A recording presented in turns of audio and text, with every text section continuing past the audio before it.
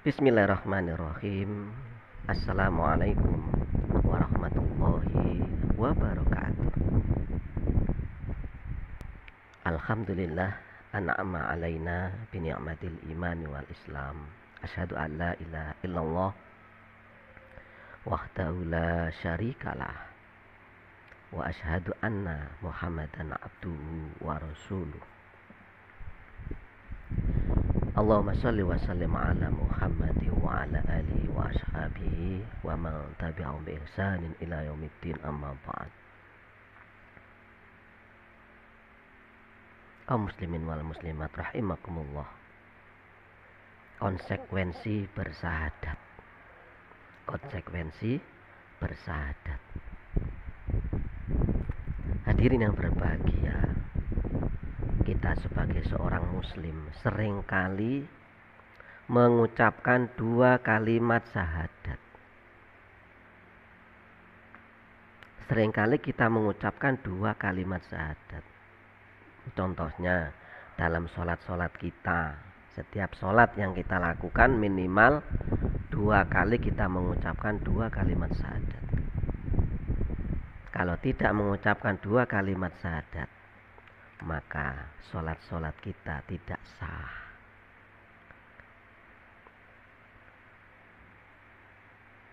Kecuali sholat subuh, hanya ada tahiyat akhir, maka secara otomatis kita mengucapkan dua kalimat syahadat hanya sekali. Selain itu dhuhur, asar, maghrib, isya, dua kali kita mengucapkan dua kalimat syahadat. Berarti sehari itu berapa kali kita mengucapkan dua kalimat syahadat? Minimal 9 kali atau lebih. Nah, kita sebagai seorang muslim seringkali mengucapkan dua kalimat syahadat itu mulai sejak kecil sampai saat ini, sampai detik ini. Namun kadang kita lupa, bahkan seringkali kita lupa atau bahkan tidak tahu, tidak memahami kalau di dalam dua kalimat syahadat itu ada konsekuensinya, ada perjanjiannya. Coba kita lihat artinya. Asyhadu an la ilaha illallah wa asyhadu anna Muhammadar Rasulullah. Yang artinya saya bersaksi bahwa tiada Tuhan selain Allah. Dan saya bersaksi bahwa Nabi Muhammad adalah utusan Allah. Seringkali kita meremehkan arti daripada dua kalimat syahadat ini. Akibat dari kita sering melalaikan, melupakan arti dari dua kalimat syahadat, maka kita juga akan melalaikan maknanya. Bahkan lupa arti dan konsekuensi daripada dua kalimat syahadat ini. Padahal mulai SD, mulai TK kita diajari bagaimanakah bunyi dua kalimat syahadat itu dan artinya. Namun kita seringkali tidak mendalami arti dan makna dua kalimat syahadat itu. Yang mana saya bersaksi. Nah, saya bersaksi ini berarti kita ini bersumpah kepada Allah. Berarti kita ini berjanji kepada Allah. Konsekuensinya kita bersumpah kepada Allah, berjanji kepada Allah bahwa tiada Tuhan selain Allah Subhanahu wa ta'ala. Apa janji kita dalam syahadat itu? Yang terkenal dengan syahadat tauhid. Asyhadu an la ilaha illallah, saya bersaksi bahwa tiada Tuhan selain Allah. Maknanya apa? saya bersaksi, saya bersumpah bahwa tiada Tuhan selain Allah. Maka maknanya adalah yang pertama, kita harus senantiasa memurnikan keesaan Allah Subhanahu wa ta'ala, mentauhidkan Allah Subhanahu wa ta'ala. Artinya apa? Kita hanya menyembah kepada Allah, hanya memohon kepada Allah, hanya meminta kepada Allah atas kesulitan yang kita alami selama ini.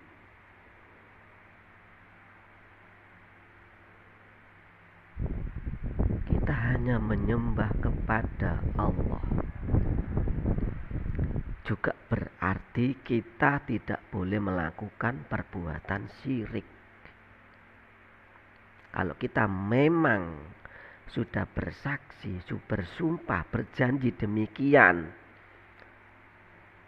berarti kita mempercayai, beriman kepada Allah Subhanahu wa ta'ala, percaya adanya Allah yang menciptakan seluruh alam semesta ini, yang menciptakan kita semua.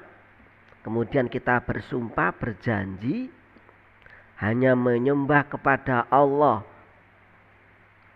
hanya memurnikan keesaan Allah, hanya mentauhidkan Allah Subhanahu wa ta'ala. Artinya hanya kita menyembah kepada Allah, hanya bergantung kepada Allah. Dalam surat Al-Ikhlas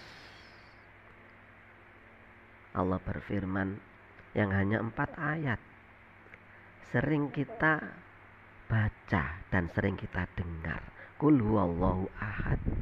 Katakanlah dialah Allah yang Maha Esa. Berarti kita harus memurnikan keesaan Allah, mentauhidkan Allah, Allahus Shomad. Berarti kita hanya menyembah kepada Allah, hanya bergantung kepada Allah. Allahus Shomad, Allah tempat kita bergantung. Allahus Shomad. Di dalam surat Al-Fatihah juga ada. Iyyaka na'budu wa iyyaka nasta'in. Hanya kepada Engkaulah kami menyembah dan hanya kepada Engkaulah kami memohon pertolongan. Kami memohon ampunan, kami memohon segala sesuatu yang kami inginkan. Kami memohon solusi, kami memohon jalan keluar dari segala macam apa yang kita alami. Nah, seperti itu. Lebih dalam lagi hadirin para jamaah, kita memiliki permasalahan di dunia ini, masalah apa saja, kita hanya curhat kepada Allah. Namun yang dilakukan oleh orang-orang sekarang apa? Curhatnya bukan curhat kepada Allah, tapi curhatnya dengan mengunggah sebuah status di sebuah media sosial. Dia lupa kalau dia ini miliknya Allah Subhanahu wa ta'ala, yang mana Allah itu tempat bergantung kita, Allah itu tempat curhatan kita, Allah itu tempat mengadu kita. Jangan mengadu kepada yang lainnya. Apa yang terjadi pada diri kita itu belum tentu kita mendapat empati dari teman-teman kita, belum tentu. Bahkan banyak yang cara basa Jawa ning ngapokno, kapok syukur. Kalau teman-teman kita mau empati sama kita, mau berbagi sama kita, mau membela kita, tidak seperti itu. Hanya sebuah basa-basi, malah timbul sebuah masalah yang baru. Ada yang mengatakan kapok kon, yaiku akibatmu selama ini sering ngerasani, sering menghujat orang, sering menghina orang, sering mengejek orang, sombong dan lain sebagainya. Iya kan? Ini kenyataannya. Makanya tidak baik dan dilarang oleh Allah Subhanahu wa taala curhat tentang kehidupan kita, mengadu tentang kehidupan kita sama orang lain. Cukup kita mengadu kepada Allah pada sholat-sholat kita, setelah sholat 5 waktu kita mengadu curhat kepada Allah, ya Allah, mengapa nasib saya seperti ini? Ya Allah, mengapa rezeki saya sampai di sini? Kita curhat kepada Allah, introspeksi diri kita. Karena hanya Allah yang memberikan solusi, yang memberikan jalan keluar kepada kita semua. Ya Allah, mengapa Engkau uji? Selalu Engkau berikan cobaan, selalu Engkau berikan musibah pada diriku dan keluargaku, ya Allah. Hanya kepada Allah kita bergantung, hanya kepada Allah kita curhat, hanya kepada Allah kita mengeluh, berkeluh kesah. Atau kita bangun malam, sholat tahajud di sepertiga malam. Kita sholat malam, setelah sholat malam, setelah kita melakukan sholat tahajud, kita minta ampun kepada Allah, curhat kepada Allah, berkeluh kesah kepada Allah. Itu yang benar.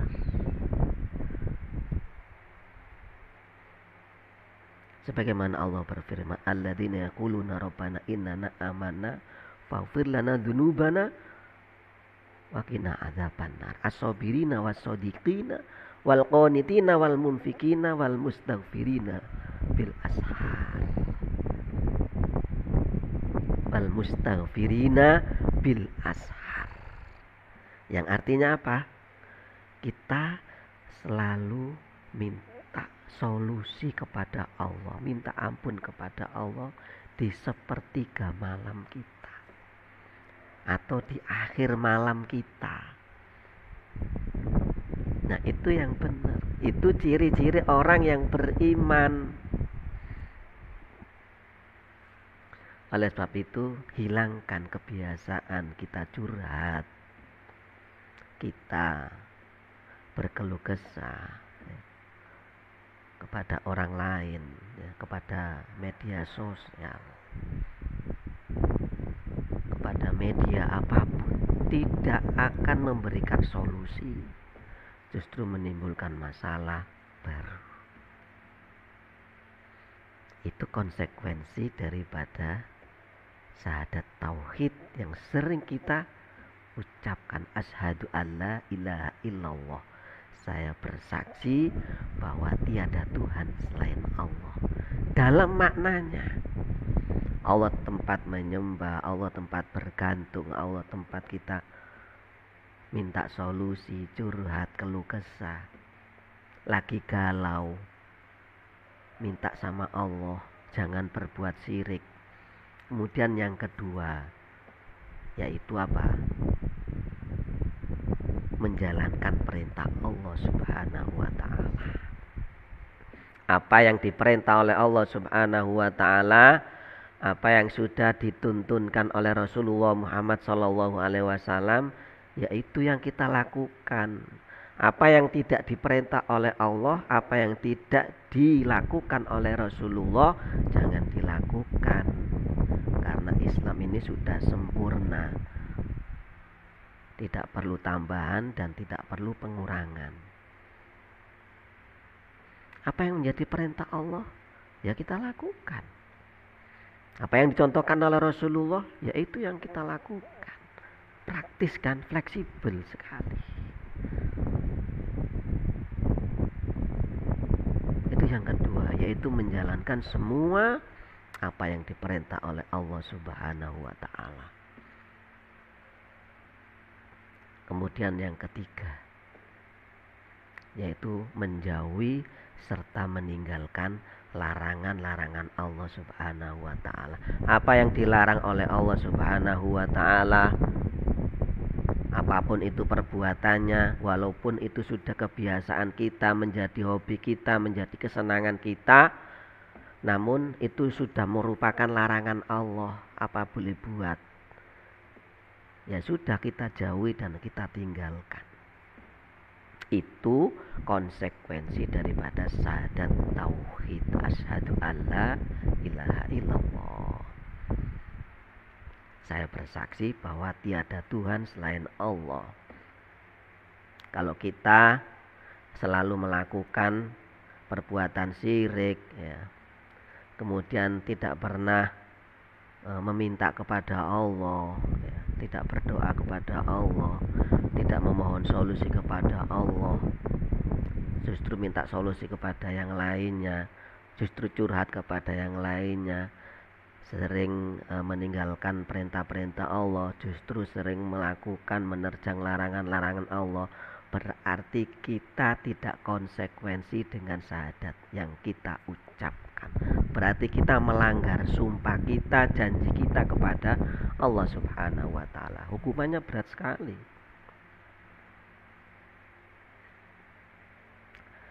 Yaitu apa? Tidak membawa keberkahan dalam kehidupan kita. Yang terakhir, syahadat Rasulullah wa asyhadu anna Muhammadar Rasulullah. Apa konsekuensinya? Laqad kana lakum fi Rasulillahi uswatun hasanah liman kana yarjullah wal yaumil akhir. Terdapat dalam diri Rasulullah itu suri teladan yang baik, contoh yang baik bagi kita, khususnya orang-orang Islam. Kalau kita sudah mengucapkan syahadat Rasulullah, berarti Rasulullah itu sebagai tauladan kita, contoh kita, sebagai petunjuk kita dalam kita melakukan aktivitas hidup dan kehidupan ini.